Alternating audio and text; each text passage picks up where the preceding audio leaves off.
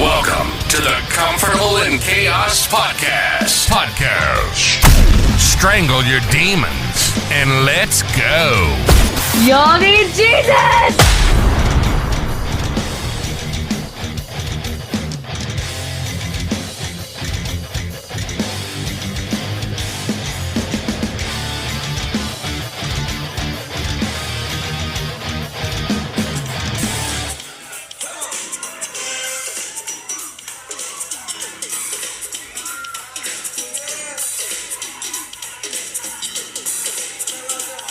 All right. Yay, yay.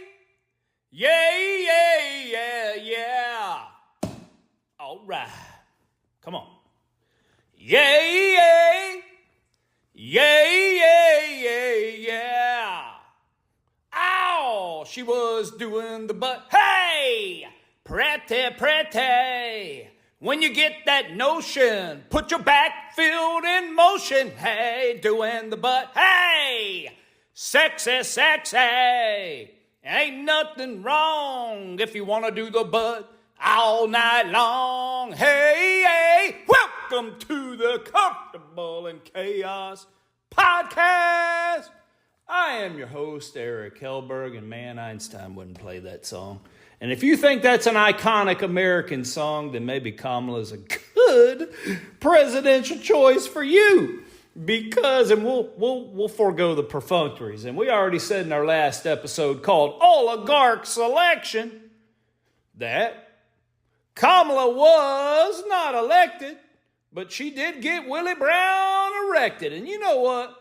She's been doing the butt all night long. You know, she had old Montel. Remember Montel was on the airwaves? Montel had a talk show, Montel Williams. And man, I tell you, those two were having a party together for a while as well. But I guess Oprah must have got mad because no one can share the spotlight on the talk show circuit. Certainly no damn man unless it's Barack Hussein, Obama. But let's talk about Kamala. Man, how about this? You ready? All right. Today is today. And yesterday was today, yesterday. Tomorrow will be today, tomorrow. So live today. So the future today will be as the past today as it is tomorrow. Oh, yeah. Direct quote from your new Democratic presumptive nominee for president. How about one more? I think that, to be very honest with you, I do believe that we should have rightly believed. But we certainly believe that certain issues are just settled. Certain issues are just settled. Another direct quote from cackling Kamala. Kamala, thank you very much. Now I know why you became the Attorney General of the wonderful state of California, as well as a senator. By God. There used to be a book, I don't remember who wrote it, but it was called The Peter Principle. And the concept of it was that people will rise up to their level of incompetence, by which they then peter out. But have you noticed, and I was building up to this, that our leaders are wholly incompetent? Moreover, they're wholly inadequate internally as people, or they wouldn't act the way that they do now. We are certainly, as I ended, oligarch selection, not receiving the cream of the crop. And I was going to go a million different directions today, but you know what? So much has now come out that I'm like, you know what? Let's just expound upon this a little bit. So we know Kamala's been doing the butt. Hey, hey, hey, pretty, pretty. Now let's talk about Joe. We had done an episode saying that, man, Joe could perhaps be on death's door. And we know he's been given 10 doggone doses of, what do you call that, Provoclad, for his COVID. But he did reemerge. And we know that when Kamala was with him, by the way, this made Barry really pissed that Joe immediately endorsed Kamala. That was not how the shakeup was supposed to go. We will probably build that out later. But Barack is still behind the scenes, albeit extremely pissed at the moment. So Kamala is with her, what would you call those? The superdelegates? the oligarchs, and I think we've demonstrated now that we are a nation run by oligarchs as opposed to countries like Russia or Ukraine. If they're calling someone that overseas, that's because they've been told to by the actual oligarchs over here in the good old United States of America. Certainly after 200 episodes, you realize, and after all you have seen and all you have experienced in your own lives, especially if you're one of my listeners, that we have been lied to, men. We have been lied to continuously. We are in an never-ending feedback loop of lies of constancy, lies of repetition. Think back to Goebbels and all those things I talked about. So really, if I bring something up after it's been researched and or I have direct firsthand experience with it, it really should come as no surprise. Moreover, if I offer you the ability to research it on your own or give you the vehicle by which to do so, well, then you can go ahead and then certainly make your own determination. But you do realize we are being run by deviant psychopaths and liars. And Kamala happens to be a very good one. I would be remiss, back to Joe. I now have it under authority from two very proficient IT tech guru types that when Joe emerged from the basement, the cellar, wherever they keep him, that call to Kamala and the superdelegates, and think the ruling class by which Bernie Sanders was supposed to be the presumptive nominee. Not that we like Bernie, but in an honest world, he would have been the 2016 Democratic nominee for president to then go against President Trump. But Hillary had already been pushed to the wayside in a party deal, thereby allowing Barack to run because he had the fast ticket and they had an agenda that they thought he could get through much quicker than her. He had very strong Muslim ties. We've talked about all that, and we see where the world has gone. And it has been a never-ending debacle within the Islamic world and us. So fast forward, Hillary gets it, and then come up to where we at, 20? Those same people that orchestrated that, they orchestrated a man that we have now seen as wholly incompetent, has been for a long, long time, to win an election, even though he actually lost the election. And these same people are not just meddling, but working prodigiously behind the scenes to ensure that President Trump cannot regain the presidency. After all, he surprised them. They didn't think that they needed to be that vigilant. He got in.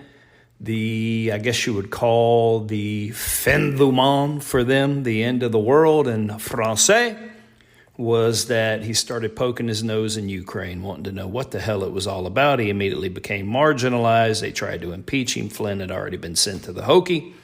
And now he ultimately almost has his life taken because he then vows to end the shenanigans in Ukraine. All right. So here we are. I know that phone call from Joe, because they certainly could have done a Zoom call. Surely those people would have wanted to see Joe and to see that he had a little bit of vibrancy and to communicate with him that way. But no, it was just an audible phone call, and we now know that was AI generated. There are programs, and actually very simplistic programs, that you and I can get our hands upon. I could record this voice right now, some different inflection tones, ways I articulate certain words, and I could sound convincing on your other line. And it wouldn't even be me. It was solely coming from software generated via a computer. So that was that. Now Joe has emerged, and by God, dude's looking like Wilt Chamberlain. I mean, has the guy gotten taller? I mean, he's got legs like, we don't even need ZZ Top. Joe's got legs. Oh, damn. We know he don't know how to use them, but he's head and shoulders now taller than Jill, whereas before her head used to go up to his eyes and eyebrows. Now she's got to look up at the sky for Joe. The guy looks like he's up on stilts. So that's either a body double, and Joe is as bad off as we think. Is the dude actually, has he kicked the bucket? Is he drugged out? Is he in a coma? I'm not convinced. And I think the more this goes on, the crazier and crazier it's going to get. But speaking of all that, Did you know, I guess they thought no one was paying attention. But a couple of days before that assassination attempt, Trump had met with Orban. That put everything in hyperdrive. And did you know there have been a couple of neighbors? Of course, they're having to be very careful. And if the FBI, Secret Service, et al., call it the deep state, whatever the hell you want to call it, were involved, do they want to have to contend with these people that can ruin their lives? But they noticed. I'm not going to tell you how. I'm not going to tell you how it was specified. I'm not going to tell you actually how it came to my attention. But Thomas Matthew Crooks's house had multiple visitors, whereas before it was pretty sedentary over there. Pretty laid back and quiet. But those 2 days before, he was getting visitors to his house. Moreover, they snatched up a mobile phone off, if it was, his dead body on the flat roof up there. Not the slope roof, but the flat roof. And he received a plethora of phone calls. Now, you know, lawmakers have already been back on the scene in Butler, PA. They've walked it. They've explored everything. They have dug into his phone. And the reason we know this is now, of course, mainstream media is coming out and saying what websites he visited and what his thought process was. He's a pretty left-leaning dude, just like we said. And these phone calls, though, they all went back and forth. And once these calls come in, they can see who the recipient was, whether he was doing an outgoing call, who it was calling into him. And then what they can do is find out where that person is who has received and or made these phone calls. And in that geo-tracking and or that geolocation, this guy actually made, it's a man, multiple trips back and forth to PA. Now keep in mind, DC, from where the shooting actually occurred, is approximately 230 miles. So that's an easy drive. It's a little bit of something. But to go back and forth multiple times, and every time in DC, now I'm not saying it is an FBI building, but it could be an outcropping and or an ancillary building of the Federal Bureau of Investigation, perhaps maybe another Department of Justice building. But it is in very close proximity to an actual FBI building. Who is this man who has been having all these calls with Thomas Matthew Crooks? Did you know that lawmakers wanted, what would we call her, Secretary Cheadle? Director Cheadle. They wanted access to her phone because obviously when you're in that type of position, you do an abundance of work on your phone. You're corresponding with your chain of command, your underlings, all the people involved, especially when you have a presidential event on the line. And after that request was made, and you have to realize in an interview just a day before the request was made, she says she had no intentions of stepping down. Kind of like Joe. Joe went to bed the last time we saw him before he appeared, much heightened and on stilts, saying, I am going to fight for America and I'm the guy to defeat Donald Trump. I mean, whether he was cognizant, we don't know, but we know that when you're in a demented state, you can be locked in, and Joe was certainly locked in. He did not want to bow out of this race. This was not done of his own accord. He was pushed out, forced out, whatever machination you want to choose.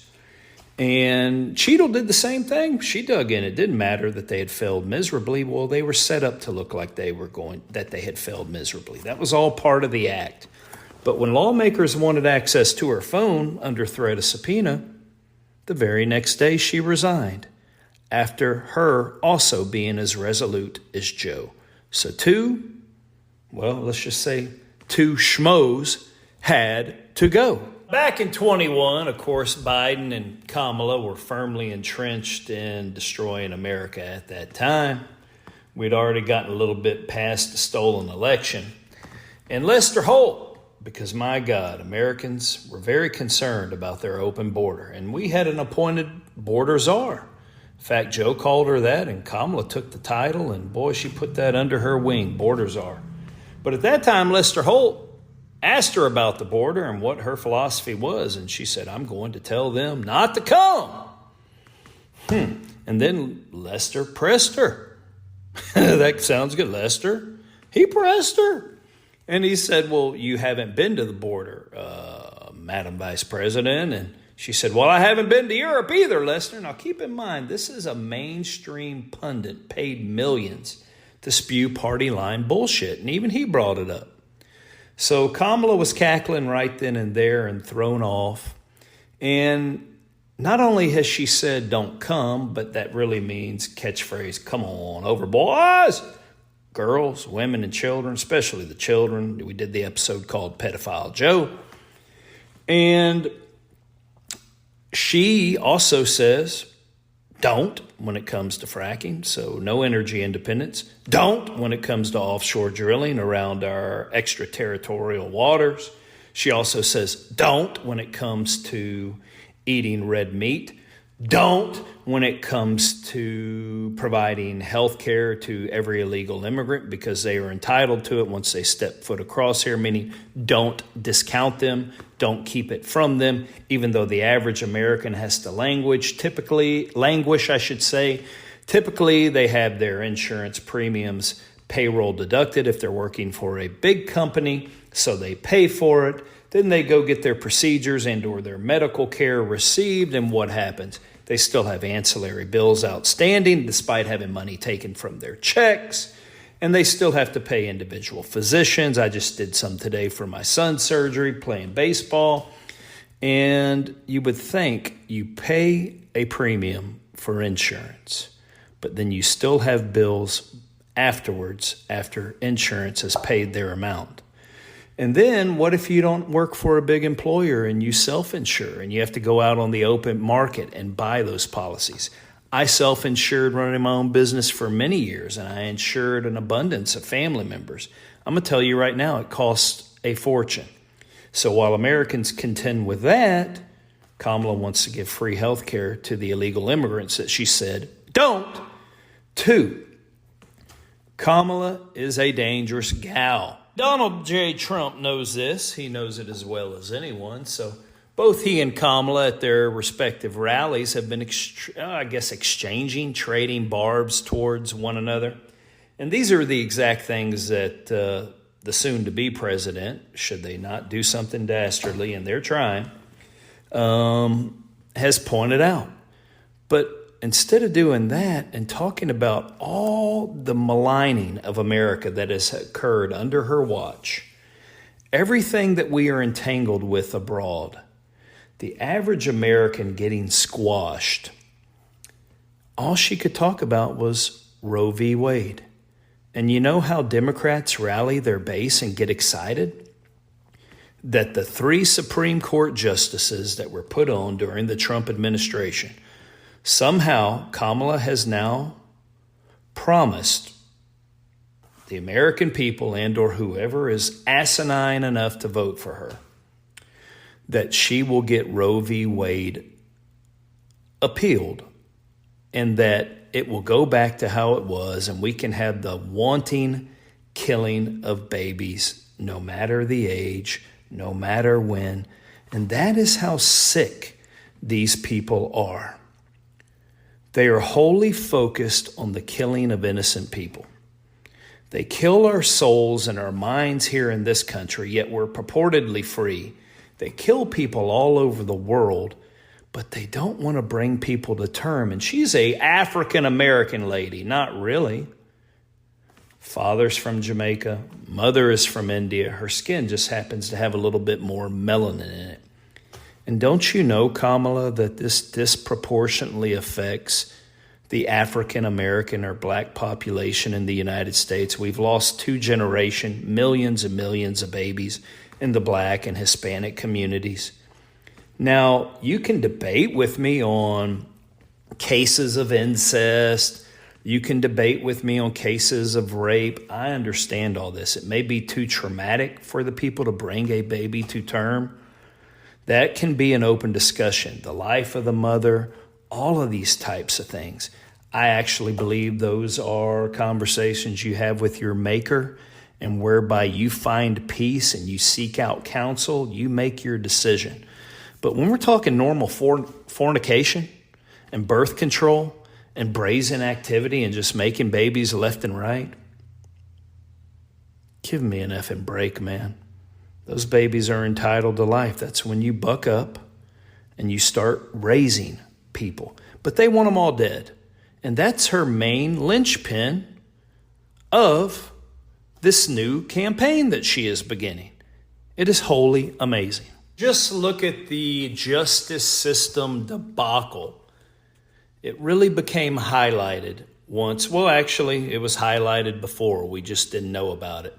Our own Department of Justice, the FBI, were spying on then the Republican nominee for president, Donald Trump, under the auspices of Barack Obama and Hillary Clinton, and really the people above them.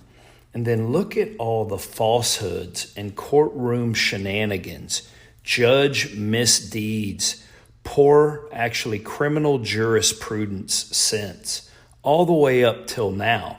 And we know back when, Kamala was DA in San Francisco, an appellate court found that Kamala Harris and police took part in framing and prosecuting people that were not guilty. But the most egregious one that we were privy to was for a man prosecuted for a murder he did not commit, whereby they paid a key witness $60,000 to testify against him, and that was their relocation benefits to then get the man out of there who had done it. And you think when we have this weaponized system, and it's happened to Trump, it's happened to all of his top guys, you don't think this can happen to us? And she's part of that game, man. She's been doing it for a long time. And you're like, well, that can't be true, Eric. She's where she is. No, she was doing the butt pow, ha, ha, Willie Brown, Montel, all of them.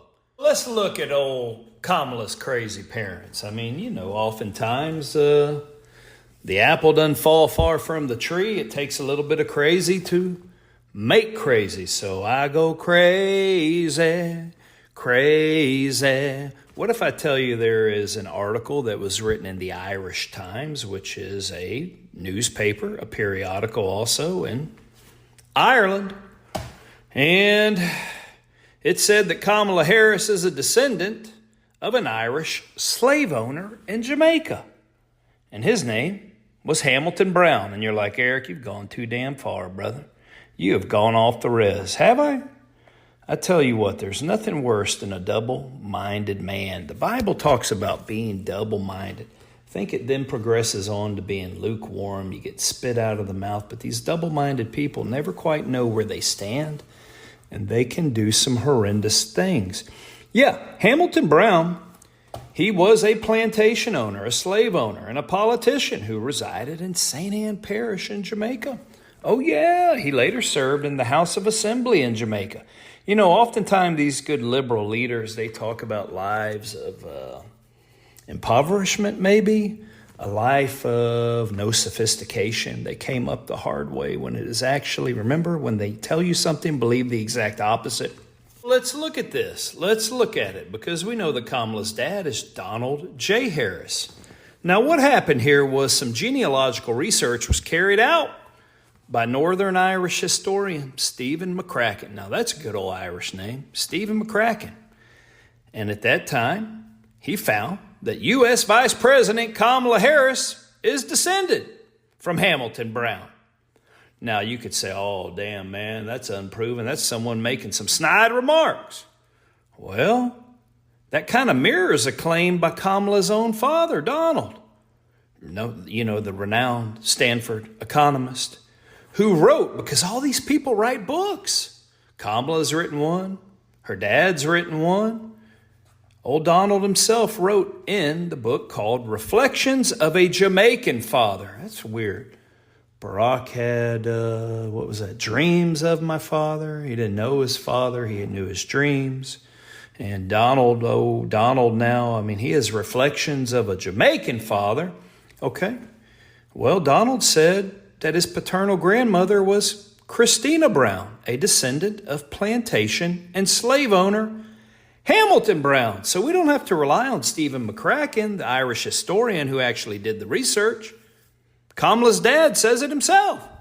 Well, man, that's some real egg on your face, Kamala, if you're going to be representing black people in the United States. And I was trying to show how you had nothing in common with them, but it looks like you owned slaves in your past, man. Okay, well, there's the dad. Let's keep on going. This is getting rich, man. Isn't it so rich? I tell you what, before we keep going, let's think about this a little bit more. Can you imagine Kamala? Can you imagine her? She's like, I think I'm going to take me a DNA, maybe Ancestry.com, a DNA test. And now I've talked about it on the show when we dealt with issues of immigration that my son did one, and doggone, I'm like 7% African American. Yeah, we know I'm part Sicilian. We know the Moors were conquered by Sicily. Hey, I'm a little bit darker complected. My melanin, boy, it rises high when I'm out in that sun. I can take on a deep tan. It's just the nature of the world. Now, can you imagine Kamala? She's like, I've got a doggone. I need to find me some African-American DNA, because I've already told you now. I mean, we've got the Irish, we've got the Jamaican, my gosh. We've got the Indian. Woo-wee. I need some, because I'm black. Well, I guess the only black DNA that she found may have been Willie Brown's. Kind of disgusting, but possibly true.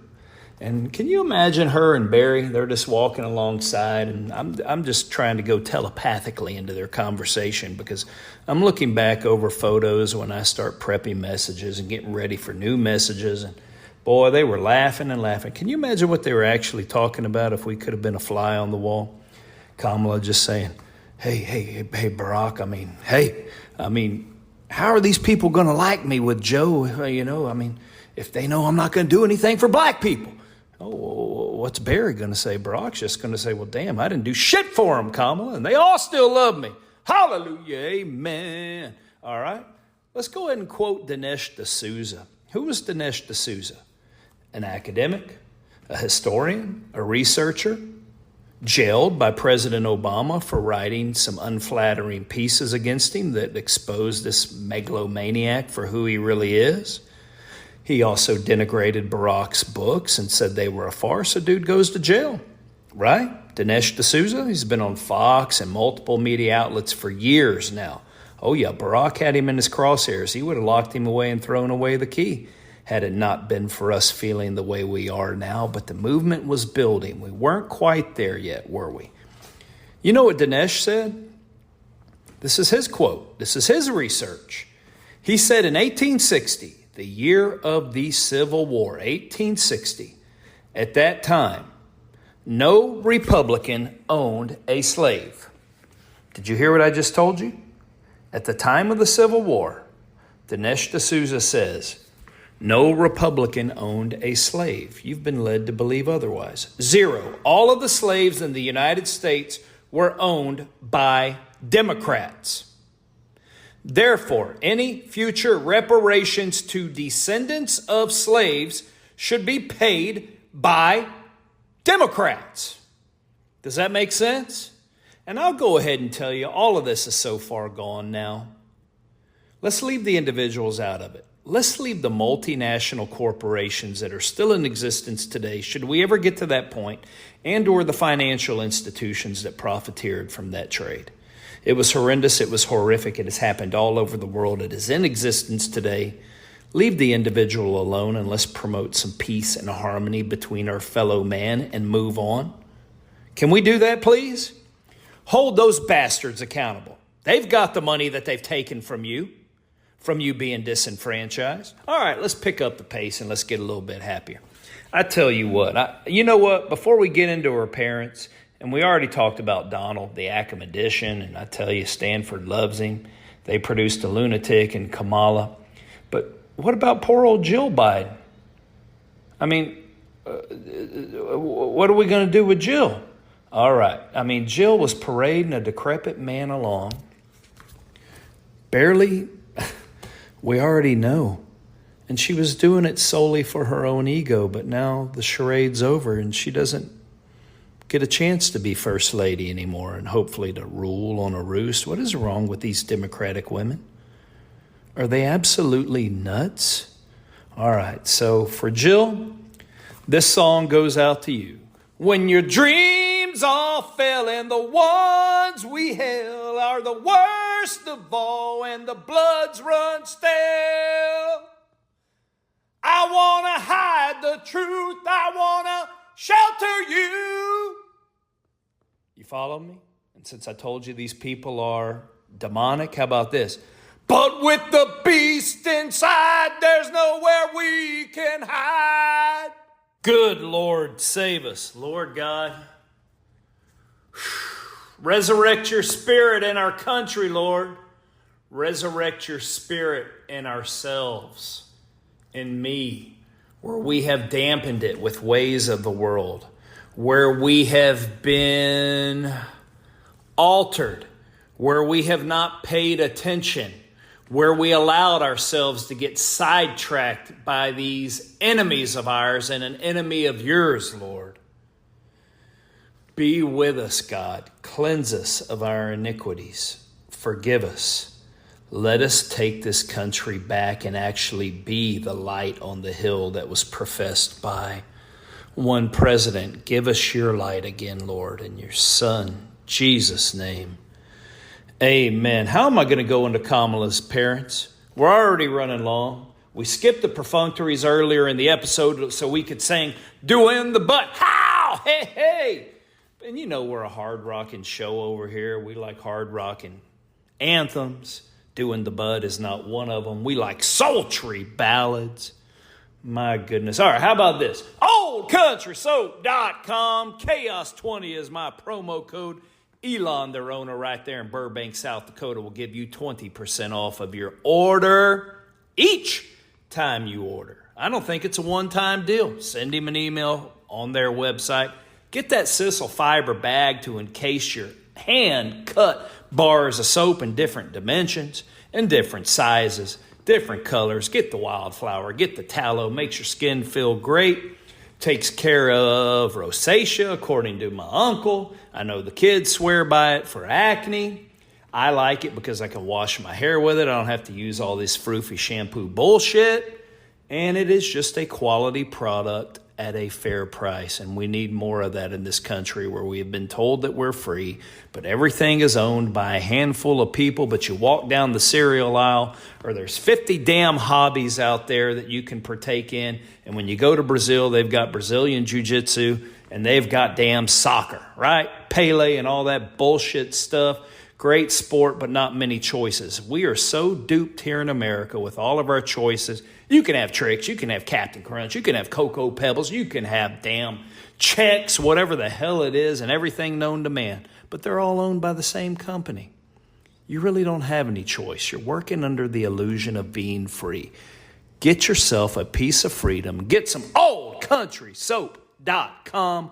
Old is spelled O-L-D. And we will get into her parents the next episode, and we are going to break this down, guys, and I think I'm going to go a couple of other places. But I wanted to tell you, man, listenership is growing, and since we're talking about these democrats, did you know my show is growing like crazy in Southern California, SoCal? Really, I think some relatives may have passed it on to some other listeners, but there is a battalion of Marines at Camp Pendleton that dig the show. So all I can say is thank you. The show is big down there. And these bastions of liberal nuttiness, a.k.a. California, Washington State, this show is growing profusely. And there is another place it is growing. I don't know if that's good for me or bad for me, but that's right there in the Beltway in Washington, D.C. I checked on my Metro viewing statistics, and now I think it's like 5th in the nation in listenership out of city-type areas. So either they're listening, like I said, 50 episodes before to find out what the hell I'm up to, or they're listening because maybe we're getting a little bit of sense. Lord willing, we are, and we are coming together. I am going to start in some of these next episodes, men, in telling you how Nazified Ukraine is, how it is a Nazi-run country. I've already connected IG Farben for you. I've already connected Thyssen Krupp for you. I've already connected BNSF for you, Bayer for you. I have told you about all these guys, the Union Bank, the Bush's family's involvement in the Nazis. We are Americans that profess to hate Nazis, but we do business with them hand in hand. And that is what has been going on in Ukraine. And I'm going to tell you where Russia has gone and what is actually happening in Ukraine now. I think it is imperative, and I think the common man is now ready for the truth. I certainly wasn't, but I had to start. So until next time on the Comfortable in Chaos podcast, I bid you bon voyage, my burgeoning flock.